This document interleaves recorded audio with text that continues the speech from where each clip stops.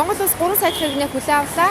3 сая дахь иргэний хүлээн авах ажлын хэсгийнхээ өнөөдөр Монгол улсын ерөнхийлөгчид 3 сая дахь иргэний талаарх мэдээллийг аль биесээр айлтгасан юм а. Тэгээ монголчууд бэлэгдэл өрөөлд их ойрхон байдаг ийм хүмүүс. 1962 онд Монгол улсын хүн ам 1 сая болсон. 1988 онд Монгол улсын хүн ам 2 сая болсон. Энэ өдрүүдэд 2015 онд Монгол улсын хүн ам 3 сая болж байгаа ийм сайхан мэдээлэл ирж байгаа. Тэгээд үүнд зориулж тусгай комисс байгуулагдаж ажилласан. Оны эхэнд бол Монгол улсын хүн ам 4051-ээр нэмэгдэхэд бол 3 саяд хүрэхээр байсан. За тийм учраас эхний 7 хоногийн 1-р сарын 1-ээс 7-ны төрөлтийг бид нар 7 хоногийнх нь багцаар нь мэдээллийг авсан. Дараагийн 7 хоногийн мэдээллийг мөн 7 хоногийнх нь багцаар авсан. За ингээд цаашдаа бол өдөр болгонд бол 2 удаа мэдээллийг төр хэмжлгүүдээс авсан байгаа. За энэ ажлыг хийхдээ зөвхөн мэдээллийг онлайнаар тусгай програмаар шивж оруулахын зэрэгцээ эрүүл мэндийн газрын дарга, статистикийн хэлтсийн дарга, аймаг болгоныхоо, дүүрэг болгоныхоо мэдээллийг албан ёсоор баталгаажуул түүнийг скандж үндсэн статистикийн хороо комисс руу явуулсан. Энийг бас үндсэн бааз мэдээллүүдтэй шалгалаа. За түүнээс гадна гадаадын төрсэн хүүхдүүдийн мэдээллийг мөн шивж оруулсан. Ингээд энэ шинээр мэндэлсэн хүүхдүүдийн эцэг эх нь ийм харьяалал, хаяг, регистр, овог нэрийг шалгах ажлыг бол байнга хийж байсан. За ингээд энэ ажил бол бас тодорхой хэмжээнд нууцлалын хангах үүднээс үндэсний статистикийн хорон дарга би өөрөө за манай хүн ам орон сууцны 72 цаг та нар ажилласан тийм.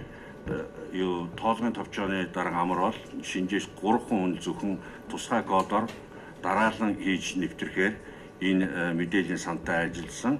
Ингээд 1 сарын 24-ний өдөр бол ерөнхийдөө манай хүн ам 3 саяд хүрлээ гэдгийг бид 3 бол мэдсэн. Гэхдээ 24 бол хагас өдөр, 25 бүтэн сая өдөр байсан учраас гадаад төрсэн иргэдийн хувьд ажлын өдөр консулын газартаа бүртгүүлэх бололцоог бүрэн хангах үүднээсээ 25-ны ажлын өдрийг бүрэн дуусгасан байхаар мэдээллийг одоо улсын хэмжээнд болон гадаадын хэмжээнд авч явуулаад өчигдөр орой бол энэ мэдээллийг авах ажиллагааг тасалбар болгож мэдээллийг одоо шалгах, нягтлах 3 сая дахь иргэнийг тодруулах ажлыг зохион байгуулж ирсэн. Их хүүхдийн биеийн эрүүл мэндийн байдал сайн байна. Бүрэн хяналтанд байгаа. За энэ 3 сая дахь иргэн маань бол эхийн хувьд бол анхны төрөлт. 3 сая дахь иргэн маань 3 кг 500 г жинтэй 50 см өндөртөө ингэж одоо эх орондоо мэндэлсэн. За засгийн газрын тогтоолоор 400 дахь тогтоол гарсан. Тэгээ энэ тогтоолоор бол одоо энэ 3 сая дахь иргэнийг засгийн газрын нөөцөөс бол одоо 2 өрөө байр буюу одоо 70 сая төгрөгөөр урамшуулж тэтгэмж олгох. Тэр өдөр төрсэн нийт хүүхдүүдэд одоо засгийн газрын нөөц хөрөнгөөс тодорхой урамшууллыг олгох шийдвэрийг бол гаргасан. За аймаг дүүргийн засаг дарга нарт мөн одоо тодорхой хэмжээнд урамшуул тэтгэмж олгох эрхийг бол олгосон ийм шийдвэр гаргасан. 3 сая дахь иргэн буюу одоо өмнөгөө аймагт төрсэн энэ хүүхдээс бусад одоо 20 аймаг 9 дүүрэг дээр энэ одоо 3 сая дахь иргэнтэй хамгийн ойр төрсэн одоо 29 хүүхдийг тусад нь одоо энэ үндэсний статистикийн мэдээллийг үндэслэн тодруулж энд одоо тусгай тэтгэмж урамшуул олгохыг бол бүх аймаг дүүргийн засаг дарга нарт эрх олгосон. Тэр өдөр төрсэн нийт хүүхдтэй бас урамшуул. Тэр өдөр олгосон нийт хүүхдэд урамшуул олгох ажлыг бол засгийн газрын нөөц хөрөнгөө шинж. Тэгээд Монголын хүн ам цаашдаа 3 сая гэсэн тоон дээр дандаа тоологдож 3 сая 200, 3 сая 300 гэж ингэж тоологдож ингэж явхаар болж байгаа. Тэгээд тоологдсоор байгаа бас нэг өдөр, бас нэгэн цаг үед 4 сая дахь иргэнэ, 5 сая дахь иргэнэ монголчууд өгтөж авах ийм сайхан одоо бэлэг дэмбэрэл жилээс жилд өдрөөс өдөрт ортно гэж ингэж итгэж байгаа.